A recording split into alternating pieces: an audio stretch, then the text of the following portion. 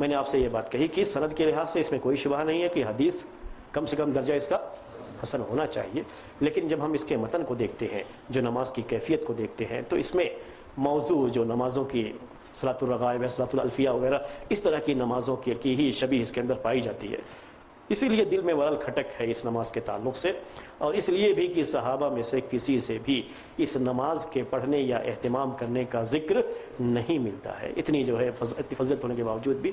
اس لیے ہم اس کو بہتر سمجھتے ہیں کہ اگر ہم مان بھی لیتے ہیں تھوڑی دیر کے لیے کہ حدیث ثابت ہے، تب بھی یہ ایک نفل نماز ہی ہے۔ کیا ہے؟ یہ ایک نفل نماز ہی ہے۔ اللہ تعالیٰ کے یہاں ہم سے اس کے بارے میں کوئی سوال نہیں کہ ہم نے صلاۃ التسبیح کیوں نہیں پڑھا۔ اگر یہ ثابت ہے، یعنی اس کے ساتھ بول رہا ہوں، اگر یہ ثابت ہے تب بھی اللہ تعالیٰ کے یہاں ہماری کوئی پکڑ نہیں ہے، نہ پڑھنے پر کوئی پکڑ نہیں ہے۔ لیکن اگر یہ ثابت نہیں ہے اور ہم اس کو رواج دیں گے تو یہ اس پر پکڑ ہو سکتی ہے اللہ تعالیٰ۔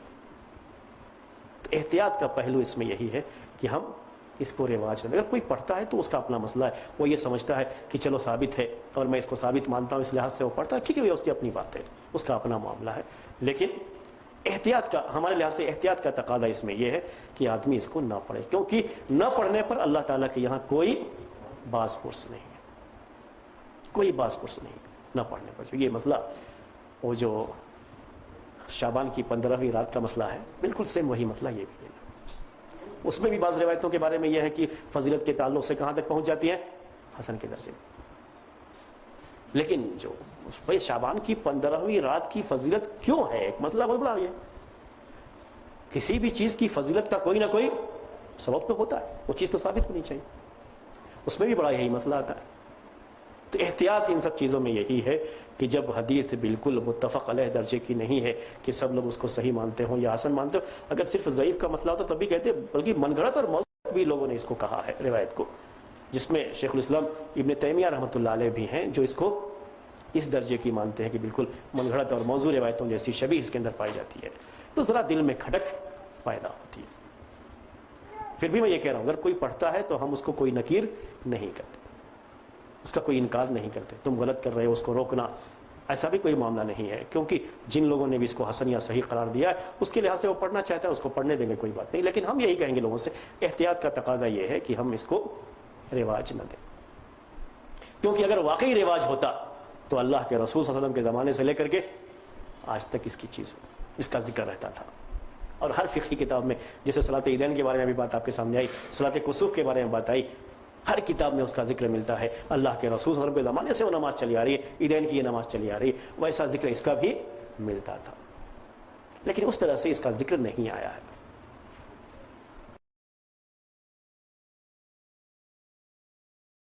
تو علم کے لحاظ سے، عمل کے لحاظ سے نہیں بول رہا ہوں آپ کو، علم کے لحاظ سے بول رہا ہوں یہ کہ صلاۃ التسبیح کہتے ہیں اس نماز کو جس میں تسبیح کے کلمات یہ زیادہ ہوتے ہیں، اور ایک رکعت میں 75، یعنی 4 رکعت نماز ہوتی ہے یہ، اور ایک رکعت میں عام نمازوں کے مقابلے میں تسبیح یہ 75، یعنی 70 پر 5 ہو گئے، تو 4 رکعت میں کتنے ہو گئے؟ 300 تسبیح یہ زیادہ ہوں گی۔ ترتیب آپ کو بول دیتا ہوں وہ کیسے پڑھی جاتی ہے، اس کو صلاۃ التسبیح کہتے ہیں۔ جیسے عام نمازوں کے لیے ہم تکبیر اللہ اکبر کہتے ہیں، اس کے بعد ہاتھ باندھ لیتے ہیں، پھر جیسے عام نمازیں پڑھتے ہیں ہم جو ہے ثنا جو ہے یا کہیے کہ دعائے استفتاح پڑھتے ہیں، اس کے بعد سورہ فاتحہ پڑھتے ہیں، پھر کوئی اور سورہ، بعض روایتوں میں سورتوں کے نام بھی آئے ہیں لیکن وہ روایتیں اتنی صحیح نہیں ہیں، سورتوں کے نام کا بھی ذکر ہے۔ تو کوئی بھی سورہ پڑھ لینے کے بعد جو زائد چیز ہے وہ یہ ہے کہ جیسے ہی ہم کوئی سورہ پڑھ لیتے ہیں تو اللہ اکبر کہہ کے رکوع میں نہیں جائیں گے، بلکہ 15 مرتبہ سبحان اللہ، الحمدللہ، اللہ اکبر، لا الہ الا اللہ، سبحان اللہ، الحمدللہ، اللہ اکبر، لا الہ الا اللہ، یہ تسبیحات ہیں۔ یہ تسبیحات کتنی مرتبہ پڑھیں گے؟ 15 مرتبہ پڑھیں گے، کھڑے ہیں تو 15 مرتبہ پڑھیں گے۔ 15 مرتبہ یہ پڑھنے کے بعد یہی تسبیحات ہیں، انہیں کی وجہ سے اس کو صلاۃ التسبیح کہتے ہیں۔ پھر اللہ اکبر کہہ کر کے رکوع میں چلے جائیں گے، رکوع کی جو دعا پڑھتے ہیں وہ پڑھیں گے، اس کے بعد پھر 10 مرتبہ یہ پڑھیں گے، گنتی بدل جائے گی، جب کھڑے تھے تو قرات کے بعد کتنی مرتبہ؟ 15 مرتبہ، رکوع میں ہے 10 مرتبہ، اللہ اکبر، سبحان اللہ، الحمدللہ، لا الہ الا اللہ، یہ سب جو ہے 10 مرتبہ پڑھیں گے رکوع میں۔ اس کے بعد رکوع سے سر اٹھائیں گے، سمع اللہ لمن حمدہ ربنا ولک الحمد، پھر 10 مرتبہ یہ سبحان اللہ الحمدللہ لا الہ الا اللہ اللہ اکبر یہ تسبیحات پھر 10 مرتبہ پڑھیں گے. پھر سجدے میں جائیں گے, سجدے میں جانے کے بعد سجدے کی جو دعا ہے پڑھنے کے بعد جب فارغ ہو جائیں گے تو پھر 10 مرتبہ یہ پڑھیں گے. سجدے سے سر اٹھائیں گے, اس کے بعد پھر 10 مرتبہ پڑھیں گے. پھر سجدے میں جائیں گے تو پھر سجدے میں 10 مرتبہ پڑھیں گے. پھر سجدے سے سر اٹھائیں گے تب 10 مرتبہ پڑھیں گے پہلے بیٹھ کر کے, پھر دوسری رکعت کے لیے اٹھیں گے. اب گنیے کتنی مرتبہ ہوتا ہے, تو اس سے گنتی صحیح ہو رہی ہے کہ نہیں ہو رہی. سب سے پہلے قرات کے بعد 15 مرتبہ, یہ 15 ہو گیا. اس کے بعد رکوع میں 10 25 ہو گیا. رکوع سے سر اٹھائیں گے تو 10 35. اس کے بعد سجدے میں پہلے سجدے میں جائیں گے تو 10 مرتبہ. پھر 10 سجدے سے سر اٹھائیں گے تو 10 مرتبہ. اس کے بعد پھر دوسرے سجدے میں جائیں گے تو 10 مرتبہ. کتنے ہو گئے اب تک؟ 65 ہو گئے. پھر اس کے بعد دوسرے سجدے سے سر اٹھائیں گے. تو ابھی رکعت کے لیے کھڑے ہونے سے پہلے جس کو جلسہ استراحت یعنی تھوڑی دیر بیٹھ کر کے جو کھڑے ہوتے ہیں تو اس میں پھر 10 مرتبہ پڑھیں گے. پورے ملا کر کے 75 70 پر 5 یا کہیے 75 اتنی مرتبہ ایک رکعت میں. پھر یہ چاروں رکعتوں میں ایسے پڑھیں گے تو کتنے ہو گئے؟ 300 ہو گئے. یہ کیفیت ہے, عام طریقے سے یہ کیفیت ذکر کی گئی ہے. لیکن فقہ حنفی کی بعض کتابوں میں یعنی جیسا کہ شیخ عبدالحی لکھنوی ایک بڑے مشہور عالم ہیں فقہ حنفی کے, انہوں نے لکھا ہے کہ یہ مسئلہ لیکن احناف کے یہاں تھوڑا پریشانی کا بنتا ہے. پریشانی کا یہ بنتا ہے کہ احناف فقہ حنفی کے لحاظ سے دوسری رکعت کے لیے جب کھڑے ہوتے ہیں تو دوسری رکعت کے لیے جب ان کے یہاں کھڑے ہوتے ہیں سجدے سے اٹھتے ہی سیدھے کھڑے ہو جاتے ہیں. تو ان کی جو نماز ہوتی ہے اس نماز میں تو اس کے بعد بیٹھ کر کے کھڑے ہونے کا تو ہے نہیں حصہ, تو کیسے پڑھیں گے وہ؟ تو تھوڑی سی تبدیلی کے ساتھ ان کے یہاں جو ذکر ہے وہ یہ ہے کہ کھڑے جب اللہ اکبر کہیں گے تو شروع میں ہی پہلے 15 مرتبہ پڑھیں گے. یہی تکبیرات, یہی تسبیحات شروع میں ہی 15 یعنی قرات شروع ہونے سے پہلے, ذہن میں رکھیے قرات شروع ہونے سے پہلے 15 مرتبہ. اس کے بعد قرات ختم ہونے کے بعد رکوع میں جانے سے پہلے 10 مرتبہ. پھر ویسے ہی رہے گا. وہ دوسرے سجدے کے بعد جو اٹھ کر کے بیٹھ کر کے پڑھتے ہیں پھر اٹھتے ہیں وہ ختم ہو جائے اور وہی گنتی وہی رہے گی, یعنی 75 75 وہی گنتی رہے گی. کے تعلق سے صلاۃ التسبیح کے بارے میں تھی. اس کے بعد یہ نماز صلاۃ التسبیح جسے کہا جاتا ہے, اس میں بڑی مشہور ایک حدیث ہے عبداللہ ابن عباس رضی اللہ تعالی عنہما کی. عبداللہ ابن عباس جن صحابہ سے یہ حدیثیں یعنی صلاۃ التسبیح کی مروی ہیں, میں ان کا ذکر کر دیتا ہوں, اس پہ لکھ دیتا ہوں تو آپ کے سامنے وہ رہے گا, یا جو لوگ بھی جو ہے کبھی بھی اس کو جو ہے دیکھیں گے انٹرنیٹ کے واسطے سے تو ان کے سامنے یہ بات رہے گی.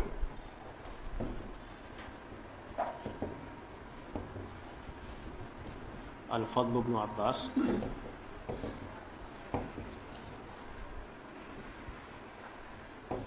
العباس بن عبد المطلب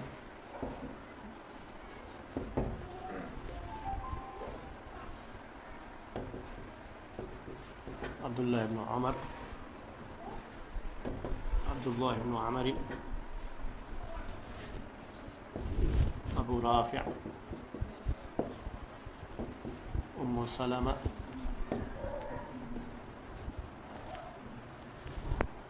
ایک ایسے ہی الانصاری بول کر کے آتا ہے. ان کے بارے میں ہے کہ یہ جابر بن عبداللہ ہے صحابی, یا ابو کبشہ الانماری ہے.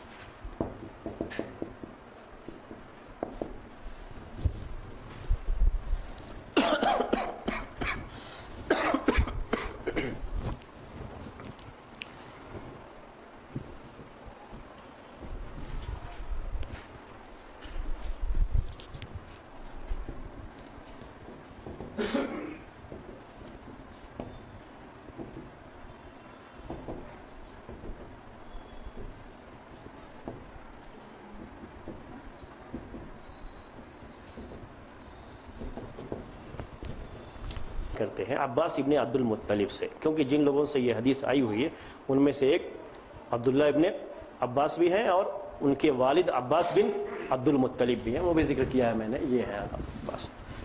تو اس میں روایت میں یہ ہے کہ عباس بن عبد المطلب جو اللہ کے رسول صلی اللہ علیہ وسلم کے چچا ہیں, ان سے کہتے ہیں اللہ کے رسول صلی اللہ علیہ وسلم کہ میں تم کو ایک اہم چیز ہبہ کرنا چاہتا ہوں, میں کیوں نہ تمہیں ایک اہم چیز گفٹ کروں, میں کیوں نہ تم کو ایک اہم چیز دے دوں. کئی الفاظ جو ہے کئی سینٹنس میں یہی بات بیان کی گئی ہے, بڑے اس کے ساتھ جو ہے. تو وہ کہتے ہیں کہ میں نے یہ سمجھا کہ شاید آپ دنیا کی کوئی چیز دیں گے مجھے، گفٹ کریں گے، پہلے ذہن میں ان کے یہی آیا، لیکن پھر کہتے ہیں اللہ کے رسول صلی اللہ علیہ وسلم کہ 4 رکعت آپ نماز پڑھو، پھر اس کی پوری کیفیت بیان کرتے ہیں کیسے کیسے پڑھنا ہے۔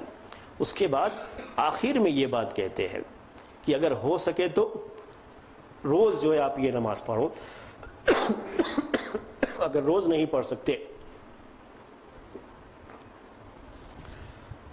تو ہفتے میں 1 مرتبہ پڑھو، اگر ہفتے میں نہیں پڑھ سکتے تو ہر مہینے میں پڑھو، ہر مہینے، ہفتے میں جو میں نے کہا وہ جمعہ کا ذکر ہے، جمعہ کا لفظ کبھی کبھی عربی زبان میں خاص طریقے سے اسلامی شریعت میں 1 ہفتے کے لیے بھی بولا جاتا ہے، ورنہ 1 مہینے میں، ورنہ پھر 2 مہینے میں، ورنہ 1 سال میں، اس طریقے سے اس میں اس کا ذکر آیا ہوا ہے۔ اور بعض روایتوں میں اس کی فضیلت بیان کرتے ہوئے یہ لفظ آیا ہوا ہے کہ اگر تمہارے گناہ بہت زیادہ ہوں، ریت کے جو ذرات ہوتے ہیں، بالو جسے کہ جو بلڈنگ وغیرہ کے لیے استعمال کرتے ہیں، بالو، کتنی تعداد ہوگی بالو کی، کوئی گن تو نہیں سکتا، کہا کہ تمہارے گناہ اگر اتنے بھی ہیں تب بھی اللہ تعالیٰ سب کی سب معاف کر دے گا۔ بعض روایتوں میں فضیلت بیان کرتے ہوئے اس طریقے سے ذکر کیا گیا، بعض روایتوں میں فضیلت کے اور بھی الفاظ ہیں۔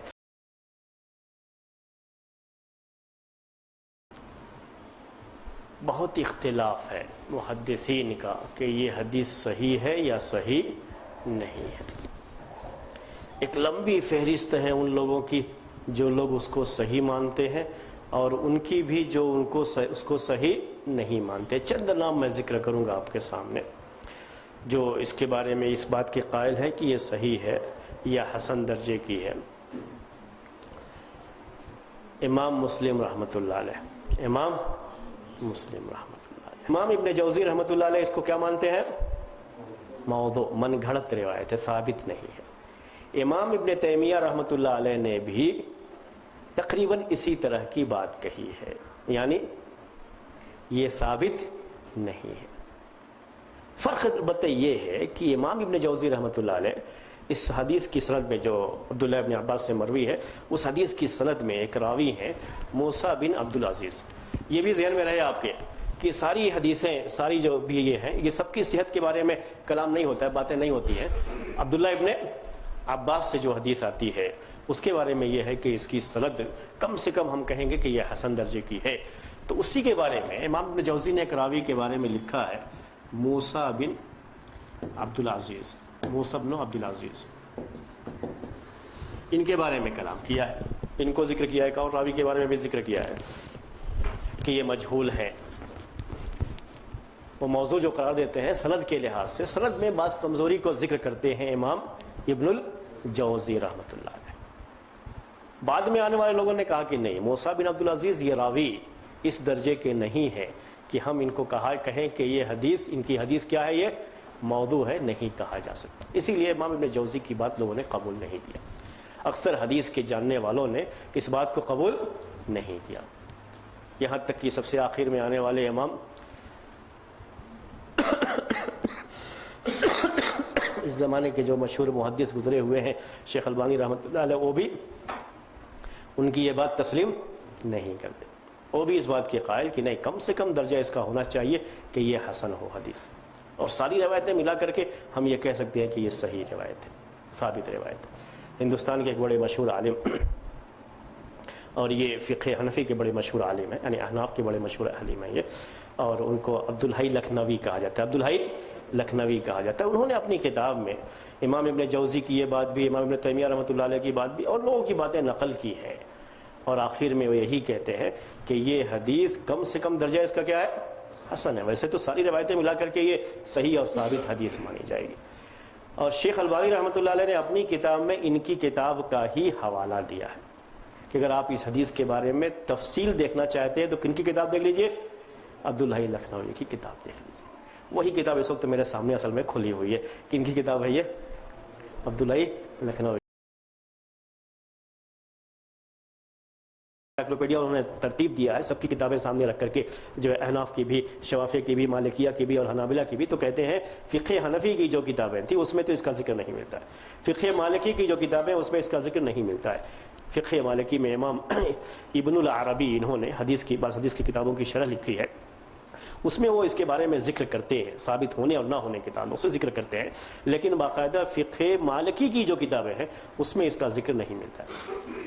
فقہی کتابوں میں اگر ذکر ملتا ہے تو فقہ شافعی، اس میں ذکر ملتا ہے، فقہ حنبلی میں اس کا ذکر ملتا ہے، حالانکہ فقہ حنبلی میں ذکر ضرور ملتا ہے، فقہ شافعی میں اس کے مستحب ہونے کا ذکر ملتا ہے، صلاۃ التسبیح کے مستحب ہونے کا ذکر ملتا ہے فقہ شافعی میں، اور فقہ حنبلی میں جواز کا، اور فقہ حنبلی میں ہی ایسے علماء بھی اور ائمہ بھی گزرے ہوئے ہیں جو اس کو باقاعدہ موضوع اور من گھڑت بتاتے ہیں اور اس کو پڑھنے کے قائل نہیں ہیں۔